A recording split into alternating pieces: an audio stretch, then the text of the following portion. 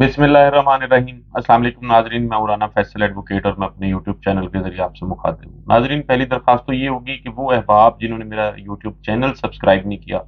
मेहरबानी फरमाकर वो मेरा चैनल सब्सक्राइब कर लें ताकि मेरी नेक्स्ट वीडियोस जो हैं वो आसानी से आप तक पहुंचती रहें। नाजरीन, आज की वीडियो में बात करेंगे एक तो इमरान खान साहब के जो केसेस हैं, उनके बारे में आज उनमें क्या डेवलपमेंट हुई है,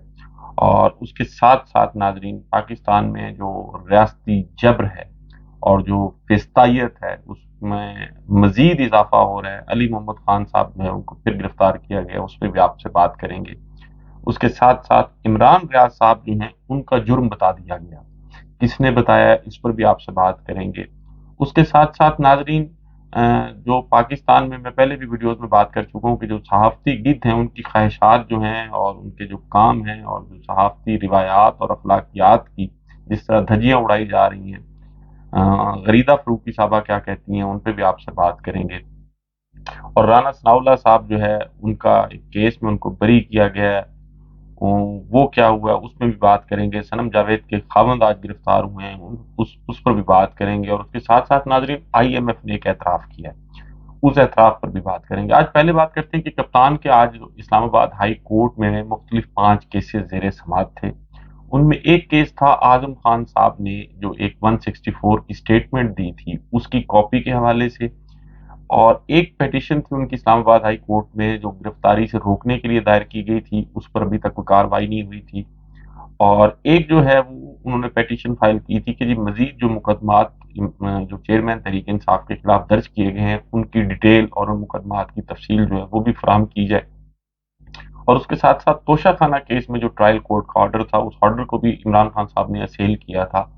और उस ऑर्डर के बारे में चूंकि वो पिटीशन थी लेकिन नीचे ट्रायल जो है वो चूंकि वैसे ही हो रहा है, तो आज ये 5 पिटीशन जो थी वो मुख्तलिफ अपना इस्लामाबाद हाई कोर्ट में जेर समाअत थी, जिन पर आज समाअत मुकम्मल होने के बाद फैसला महफूज कर लिया गया। अब ये फैसले महफूज पता नहीं क्यों होते हैं, ये तो जवाब जज साहब ही दे सकते हैं। उसके साथ साथ नाजरीन आज तोशा खाना केस भी था। तोशा खाना केस में जो प्रोसिक्यूशन के विटनेसेस थे उनके बयानात जो हैं वो कलम बंद हो गए। एक गवाह का बयान कलम बंद हुआ तो जो इमरान खान साहब के वकील थे ख्वाजा हारिस, उन्होंने ये रिक्वेस्ट की कि एक विटनेस जो है उस पर चूंकि क्रॉस एग्जामिनेशन हो गया, जिरा हो गई है, तो दूसरे जो विटनेस हैं उस पर जिरा कल कर ली जाए या नेक्स्ट डेट दे दी जाए। लेकिन उनकी ये इस्तदा ना मानी गई और उन्हें यही हिदायत की गई कि जी दूसरे गवाह पर भी आप जिरा करें, तो फिर उन्होंने दूसरे गवाह पर भी जिरा की। तो कब तक उसको मुलतवी कर दिया गया है 342 की स्टेटमेंट के लिए। 342 की स्टेटमेंट में बता दूं अपने उन व्यूअर्स को जो कानून से इतने वाकिफ नहीं है कि जिस वक्त कोई भी केस, फौजदारी केस खसूसन, जब उसका फैसला होने के करीब होता है और प्रोसिक्यूशन जो है वो अपने तमाम तर जो गवाह और सबूत जितने भी होते हैं जब वो मुकम्मल हो जाती हैं, उनकी शहादतें मुकम्मल हो जाती हैं, तो फिर एक प्रोसिक्यूशन की तरफ से, कोर्ट की तरफ से कुछ सवालात दिए जाती हैं जेर दफा 342। तो उसमें मुख्तलिफ सवालात होते हैं, लेकिन जो मेन उसका जो सवाल होता है वो ये होता है कि why this case has been launched against you and why पीडब्ल्यूज डिपोज्ड अगेंस्ट यू, यानी ये केस आपके खिलाफ क्यों बनाया गया है या जो गवाहान है उन्होंने आपके खिलाफ शहादत क्यों दी है। तो इसका जवाब जो है वो बहरहाल बड़ा सोच समझ के वकला तैयार करते हैं। और इमरान खान साहब पर जो केसेस बनाए गए हैं और जो एक सीक्वेंस और एक पूरा एक सीरीज चल रही है केसेस की, तो अगर उनको सामने रखा जाए तो इसका जवाब देना जो है वो बहुत ज्यादा मुश्किल नहीं है। तो ख्वाजा हारिस साहब ने आज जिरा जो है वो कंप्लीट कर ली। उसके साथ साथ इलेक्शन कमीशन में भी केस जो था वो खान साहब की जो आज पर्सनल अपेयरेंस के लिए जो है वो फिक्स था, और कल बल्कि उसमें वारंट ऑफ अरेस्ट भी जारी किए गए थे। लेकिन खान साहब के वकला की तरफ से यकीन दहानी करा दी गई थी कि जी कल खान साहब हाजिर होंगे। तो आज जो खान साहब के वकील थे शाहीन सहबाई साहब, उन्होंने एडजर्नमेंट की भी रिक्वेस्ट की, लेकिन उन्हें कहा गया कि जी नहीं, एडजर्न नहीं किया जाएगा, खान साहब को आना होगा और फिर उनकी हाजिरी लगेगी। तो फिर खान साहब उसमें हाजिर हुए और हाजिर होने के बाद वो केस भी एडजर्न कर दिया गया 2 अगस्त तक। 2 अगस्त को फिर उन पर फर्द जुर्म लगाई जाएगी। तो इमरान खान साहब के खिलाफ जितने केसेस हैं, मैं एक चूंकि वकील भी हूँ और मेरा ज्यादा जो काम है वो फौजदारी वकालत है, तो फौजदारी वकालत में मेन जो चीज होती है किसी भी केस में, वो आपको पुलिस की या मुदई की बेला फाइडी साबित करनी होती है। यानी मुलजिम ने ये बताना होता है कि जी इसमें बदनीयती है। تو عمران خان صاحب کے خلاف جتنے بھی کیسز ہیں ان میں جو میل آف آئی ڈی یا بدنیتی ہے وہ surface floating on the surface of the prosecution file ہے تقریباً ہر کیس میں. تو وہ بدنیتی، یعنی بدنیتی سے مراد اب کیا ہے؟ ایک چھوٹی سی ایگزامپل میں اپنے ویورز کے لیے کہ توشہ خانہ کا ریکارڈ سامنے آیا، اور توشہ خانہ کا ریکارڈ میں جو چیزیں سامنے آئی ہیں اس میں بی ایم ڈبلیو، مرسڈیز گاڑیاں اور دیگر جو چیزیں ہیں، یعنی ایسی چیزیں جن کو قانونی طور پر کوئی وزیر اعظم یا کوئی شخص لے نہیں سکتا تھا، لیکن وہ بھی واصف زرداری صاحب کے حوالے سے اور نواز شریف جو ایک بھگوڑے اور مجرم ہیں ان کے حوالے سے کہ جی وہ لے گئے. تو اب جب الیکشن کمیشن یا کوئی دیگر ادارہ وہ کاروائی نہیں کرتا کسی دیگر شخص کے خلاف اور ایک شخص کو ٹارگٹ کیا جاتا ہے، تو یہ crystal clear mail of I D ہے، یعنی ایک واضح بدنیتی ہے. تو عمران خان صاحب کے خلاف اداروں کی اور جو ایف آئی آر ہے ان میں جو بدنیتی ہے وہ بڑی صاف اور بڑی واضح ہے. تو عمران خان صاحب کے جو کیسز ہیں ان کیسز میں ان کو جیل بھجوانا جو ہے وہ بہرحال بہت مشکل ہے، لیکن پاکستان ہے اور یہاں چونکہ ساری چیزیں مینیج کر لی جاتی ہیں، اگر مینیج نہ ہو تو پھر جج بھی تبدیل ہو جاتے ہیں، پروسیکیوشن کے جو لوگ ہوتے ہیں، جو پروسیکیوٹر ہوتے ہیں وہ بھی چینج ہو جاتی ہیں، گواہان جو ہیں وہ بھی وعدہ معاف بن جاتے ہیں، یا گواہان کو اوپر پہنچانے کا بندوبست بھی کر دیا جاتا ہے. پاکستان میں بہت سارے لوگ ایسے بھی ہیں جن کو قتل کر دیا گیا جو بہت سارے اہم کیسز کے گواہان تھے. اس کے ساتھ ساتھ ناظرین ایک طرف سے عمران خان صاحب کے ساتھ یہ سلوک ہو رہا ہے، لیکن دوسری طرف رانا ثناءاللہ صاحب جو ہیں، آپ کو یاد ہوگا انہوں نے جو چیف سیکریٹری تھے ان کو دھمکیاں دی تھی، تو ان کے خلاف ایک کیس رجسٹرڈ ہوا تھا. تو اس کیس میں آج جو مدعی تھے وہ منحرف ہو گئے اور انہوں نے وہ اپنا کیس واپس لے لیا. تو خواجہ اپنا رانا ثناءاللہ صاحب جو ہیں تو ان کو ایکوٹ کر دیا گیا. اور رانا ثناءاللہ صاحب کیا کہتے ہیں، انہوں نے وہاں پھر میڈیا سے بھی بات کی کہ میں جھوٹے مقدمے سے باعزت بری ہوا ہوں، ہم سب نے اپنی بے گناہی عدالتوں میں پیش ہو کر ثابت کی، ہمارے قائدین سب عدالتوں میں پیش ہوئے، نہ ہم نے عدالتوں کا گھیراؤ کیا اور نہ ہی کارکن اکٹھے کر کے عدالتوں پر چڑھائی کی. ہمارے تمام قائدین عدالتوں میں عام آدمی کی طرح پیش ہوئے ہیں، ہمارے قائدین نے سروں پر بالٹیاں نہیں رکھی اور نہ ہی عدالتوں کے دروازے توڑے. اب یہ مطلب ہے میڈیا کے سامنے کھڑے ہو کے جھوٹ بولتے ہیں اور شرم بھی نہیں آتی کسی کو، اور نہ پھر کوئی سوال کرنے کی ضرورت کرتا ہے. تو رانا ثناءاللہ صاحب سپریم کورٹ آف پاکستان پر حملہ کس نے کیا تھا؟ نیب پر حملہ کس نے کیا تھا؟ ججز کے اور اداروں کے لوگوں کے گھروں کے گھیراؤ کی بات کس نے کی تھی؟ پتہ نہیں لوگ کیوں بھول جاتے ہیں، یا رانا ثناءاللہ صاحب خود بھول جاتے ہیں. رانا ثناءاللہ صاحب بری، شہباز شریف صاحب بری، حمزہ شہباز بری، سلمان شہباز بری، اور اس کے ساتھ ساتھ شاہد خاقان عباسی اور خواجہ سعد رفیق اور پتہ نہیں کون کون سے لوگ جن پر کرپشن کے اور اربوں روپے کی کرپشن کے الزامات تھے، وہ جو نیب کے قوانین تھے ان میں ترمیم اور تبدیلی کے بعد جو ہے وہ سارے بری کر دیے گئے ہیں. اور ظلم دیکھیں کہ پاکستان میں جو ہے وہ 50 کروڑ تک کا کرپشن کا کیس جو ہے وہ نیب کہتی ہے کہ جی اس سے کم ہوگی تو ہم نہیں بنیں گے، لیکن لوگ جو ہیں وہ 15 روپے بجلی کا اپنا بجلی کے بل میں جو ہے وہ ریڈیو کی فیس بھی دیں گے. اسلام آباد میں فیصل مسجد کے ساتھ کلفیوں کی ریڑھی لگانے والا بندہ جو ہے اس کو لاکھوں روپے جرمانہ کر دیا جاتا ہے، اس کو سزا دے دی جاتی ہے، لیکن 50 کروڑ تک کی جو کرپشن ہے اس کو نیب نہیں پوچھے گا. ہاں اس سے آگے کی وہ تو پھر اور بات ہے. تو پاکستان میں مسئلہ یہ ہے کہ جب ہم رات کو سکون سے سو رہے ہوتے ہیں تو بارڈرز پر 30-40 روپے پیٹرول جو ہے وہ خرید کر کے اور اس کو اسمگل کر کے پھر ہمیں 200-250 روپے یا 260 روپے یہاں بیچا جا رہا ہوتا ہے اور پوچھنے والا کوئی نہیں ہے. اس کے ساتھ ساتھ ناظرین آج علی محمد خان صاحب نے ان کو ایک دفعہ پھر یعنی 7ویں دفعہ ان کو گرفتار کیا گیا. ان پر جو آخری کیس تھا اس کیس میں ان کی ضمانت ہو گئی تھی، اور اس کے ساتھ ساتھ high court Peshawar high court نے فیصلہ بھی دے دیا تھا کہ 4 اگست تک جو ہے ان کو کسی کیس میں گرفتار نہیں کیا جائے گا. لیکن جو ڈی سی مردان تھے انہوں نے پھر 3 MPO کے تحت ان کی نظر بندی کے احکامات جو ہیں وہ جاری کر دیے اور آج ان کو جیل سے رہا نہیں کیا گیا. اب یہ جو ڈی سی مردان ہے وہ شاید پاکستان میں سب سے بڑے جو اس وقت میں تو جج ہی کہوں گا کہ ہائی کورٹ کے احکامات کے باوجود انہوں نے یعنی ایک واضح حکم ہے کہ جی آپ گرفتار نہیں کریں گے ان کو، لیکن اس کے باوجود انہوں نے نظر بندی کا آرڈر جاری کر دیا. تو اس کا مطلب یہ ہے پاکستان میں پھر نہ تو عدالتوں کی کوئی توقیر ہے، نہ کوئی ویلیو ہے، اور نہ ہی ان کے احکامات کی پرواہ کرنا جو ہے وہ ان کے نزدیک ضروری ہے. پاکستان میں جو بیوروکریسی ہے خیبر پختونخوا میں اور پنجاب میں جو یہاں کی انتظامیہ ہے اسپیشلی کمشنر اور ڈی پی اوز اور ڈی سی، یہ جو کچھ کر رہے ہیں اس का बहरहाल इन्हें हिसाब तो देना पड़ेगा कि एक शख्स जिसकी तमाम तर मुकदमात में जमानत हो गई है, लेकिन उसका हर कुछ दिन के बाद जब भी उसकी रिहाई होती है तो फिर 3 MPO के साथ उसको दोबारा से नजरबंद कर दिया जाता है। इसके साथ साथ नाज़रीन, आज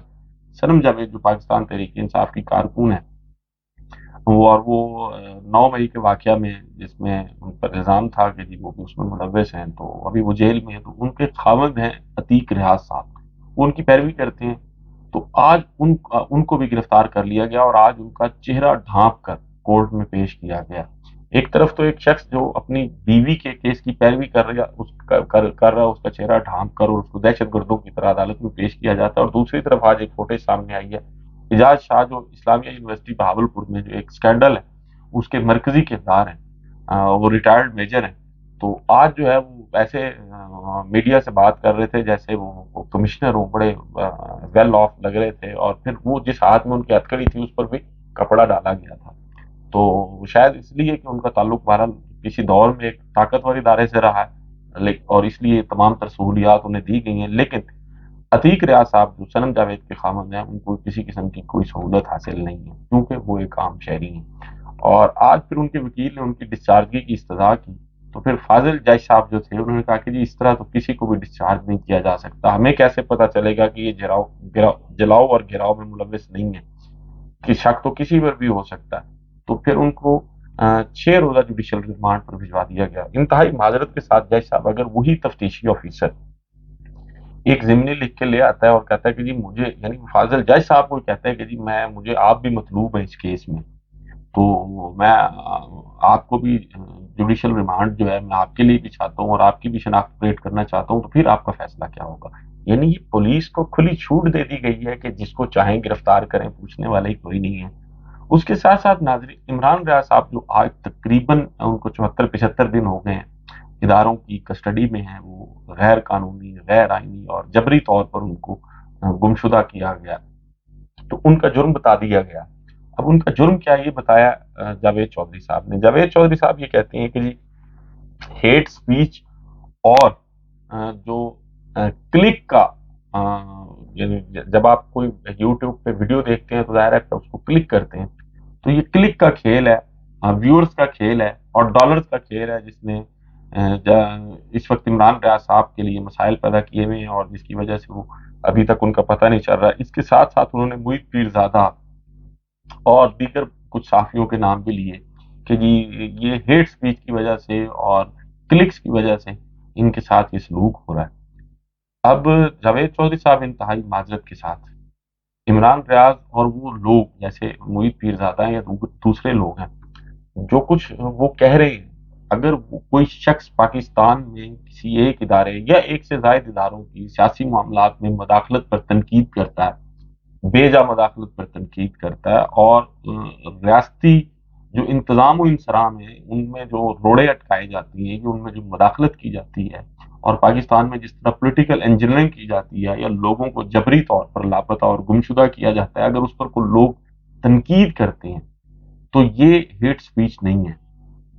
आप भले इसको हेट स्पीच समझते रहें, लेकिन ये हक और सच की बात है, और ये हक और सच की बात जो है उसका मेरे ख्याल में करने की जरूरत या हौसला शायद आपके अंदर नहीं है, लेकिन उन लोगों के अंदर है। अगर ये हेट स्पीच है तो ये हेट स्पीच मैं भी करता हूँ। अगर ये हेट स्पीच है तो पाकिस्तान में मैं नहीं, मेरे जैसे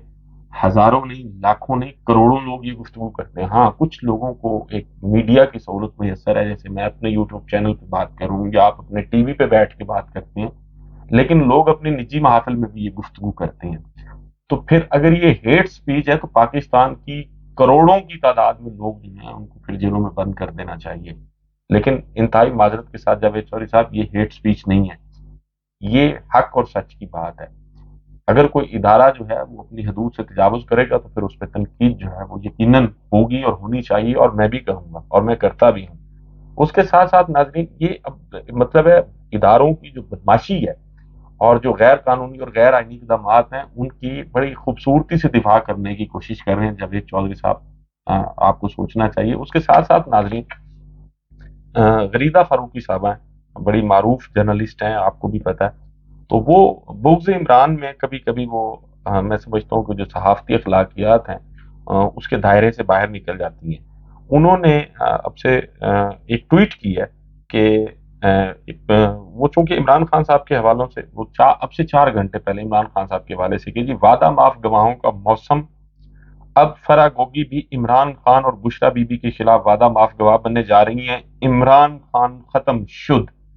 کرپشن کی نئی نئی کہانیاں ثبوتوں کے ساتھ۔ وعدہ معاف گواہوں کے موسم کی حد تک اگر کوئی خبر ہے ٹھیک ہے، صحافی کو دینی چاہیے۔ اگر ان کے پاس یہ خبر ہے کہ جو فرق ہوگی ہیں وہ عمران خان کے اور بشرا بی بی کے خلاف وعدہ معاف گواہ بننے جا رہی ہیں، یہ بھی خبر کی حد تک ہے ٹھیک ہے، لیکن آگے سے عمران خان ختم شد، ان میں خواہش نظر آ رہی ہے۔ یہ شہباز سرکار کی محبت میں اتنی مطلب ہے یہ آگے ہیں کہ یہ صحافتی اخلاقیات اور روایات جو ہیں اس کو بھی پامال اچھا پھر صرف یہ ایک ٹویٹ نہیں ہے ان کی، اس کے علاوہ بھی ایک ان کی ٹویٹ ہے کہ جی اس پہ انہوں نے عمران خان صاحب کی تصویر لگائی ہے اور ساتھ میں ایک وہ شعر کا مصرع ہے نا کہ جی کا جانا ٹھہر گیا ہے، صبح گیا یا شام گیا، اور اس کے ساتھ ساتھ پھر عمران خان ختم شد اور اس پہ ایک کوشچن مارک جو ہے وہ بھی لگا دیا گیا۔ اس کے ساتھ ساتھ ناظرین اب ایک چونکہ پاکستان میں لاسٹ ایئر سیلاب آیا تھا تو اس سیلاب میں بہت زیادہ تباہی ہوئی تھی، تو آئی ایم ایف نے بھی ایک اعتراف کر لی، اور وہ اعتراف یہ ہے کہ جی پاکستان کو کم امداد ملی ہے۔ عالمی مالیاتی ادارے کے مطابق پاکستان کو سیلاب سے $30 ارب کا نقصان ہوا تھا، لیکن ابھی تک پاکستان عالمی امداد کا منتظر ہے، اور پھر مزید خطرات کی بھی انہوں نے نشاندہی کی، اور یہ بھی کہا کہ جی جنیوا ڈونرز کانفرنس میں عالمی برادری کی طرف سے جو $10.9 ارب امداد کا وعدہ کیا گیا تھا، تاہم پاکستان کو ابھی تک عالمی امداد کا بہت چھوٹا سا حصہ ملا ہے۔ اب اس میں بھی کوئی شک نہیں ہے کہ پاکستان کو جو عالمی ادارہ آئی ایم ایف ہے مالیات کا، ان کے جو اپنی جو ان کی ترجیحات ہیں اور جو کچھ انہوں نے کیا ہوا، اور رانا ثناءاللہ صاحب تو یہ کہتے ہیں کہ جی یہ ان سے سوال کیا گیا کہ جی $7.5 یونٹ مہنگا ہوا، تو انہوں نے کہا کہ جی وہ ہم سے نہ سوال کریں، یہ سوال اس سے کریں جس نے یہ معاہدہ کیا تھا، تو وہ معاہدہ کوئی سامنے نہیں لے کے آتا۔ عمران خان صاحب کو تقریباً 1.25 سال 1.5 سال ہونے والا ہے ان کی حکومت ختم ہوئے، تو آپ ابھی تک ان کے معاہدوں کی پاسداری کر رہے ہیں۔ بڑے دکھ اور کرب کی بات ہے کہ وہ لوگ جو ذمہ دار عہدوں پر بیٹھے ہوئے ہیں وہ اتنی چھوٹی چھوٹی باتیں کرتے ہیں۔ ناظرین آپ کے ساتھ ملاقات ہوگی اگلی ویڈیو میں، اپنا اور ارد گرد کے لوگوں کا بہت خیال رکھیے گا، اللہ حافظ۔